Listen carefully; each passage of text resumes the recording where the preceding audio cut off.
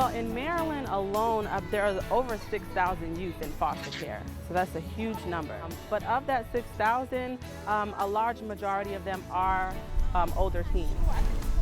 I'm the Family Resource Specialist out of the Columbia office, so what I do is recruit foster parents and also train them to be qualified and prepared to be foster parents.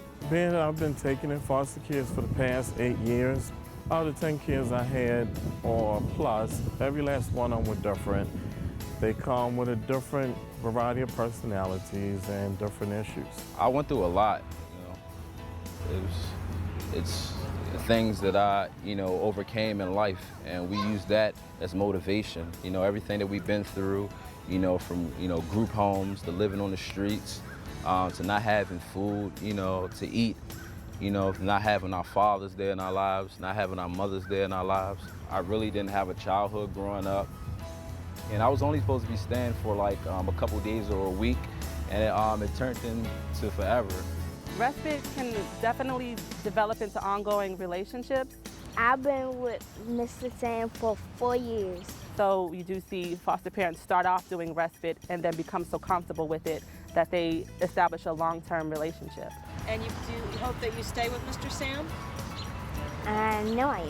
You know? Oh, tell me about that. I'm getting adopted in a couple of weeks. We're definitely looking for someone who has the love in their heart to start. But from there, they have to be dedicated, committed, flexible, not really rigid in understanding the needs of children. Part of me does say I need a break. Maybe I'll stop one day, but there's also the part of me that still says that there's always a child that's going to need a home. The majority of the youth that we have are older. I would say 85% of the referrals that we get are for teenagers. I love my favorite sister forever and ever. They're at a critical age. You are the best. Yes, you are too. Where they're getting ready to turn 21 and age out of the foster care system. So they need a foster parent who's going to spend time with them, helping them to focus on their goals and work with them on different life skills and help just really prepare them for when they age out and they're on their own. Well, I've been with SNOLA since May of 2010. Last year, in November, I aged out, but I still stay there. It feels like family to me. She's a part of my life. I would never leave her. She would never leave me. We cry together, we laugh, we joke, we talk about personal things. Anything I have, I would give them. Anything they have, they would give me. It's just like a real family. I think I've had 6 children. I have 2 with me now. I have a 20-year-old and a 17-year-old teen mom with a 2-year-old little boy. To be honest, at the age of 3 months, I was put in foster care. My mother gave me up for adoption, so it'll be 17 years. But I've been moved from different foster care.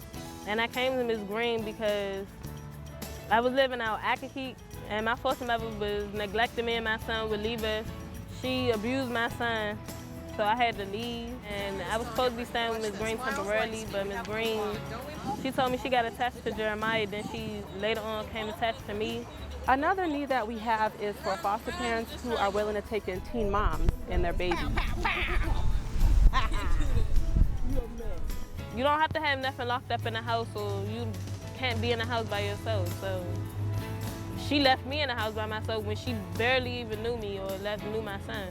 I was like, they're actually good kids. I said, they're just kids. I said, people have a misunderstanding that because they're a foster child, they're supposed to be grateful they're being taken in. Hi, Jeremiah. I said, but at the end of the day, they're still a kid. They're not focusing on they're in the house with a stranger. They just want to be ordinary kids. She has an answer for everything. Like, you come to her with something, she'll give you an answer, she'll tell you what to think. I've always wanted to be a foster parent, so I went online looking for a foster care agency. I came across KidsPeace, so I did some background research on them, and then I went and signed up. I was doing respite to get the hang of it because I'm single.